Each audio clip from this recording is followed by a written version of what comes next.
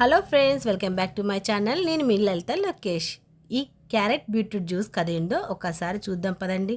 ఆరోగ్యానికి ఆరోగ్యం, అందానికి అందం ఉండాలంటే వారానికి 2-3 సార్లు క్యారెట్ బీట్రూట్ జ్యూస్ కలిపి కొట్టాల్సిందే. దీనివల్ల లాభాలేందో దాని కథ ఏందో చూద్దాం రండి. ఒంట్లో ఉన్న రక్తం అమాంతం పెరిగిపోతుంది. ఐరన్ తక్కువ ఉందని ఫినిషింగ్ ఇచ్చే అవసరమే ఉండదు.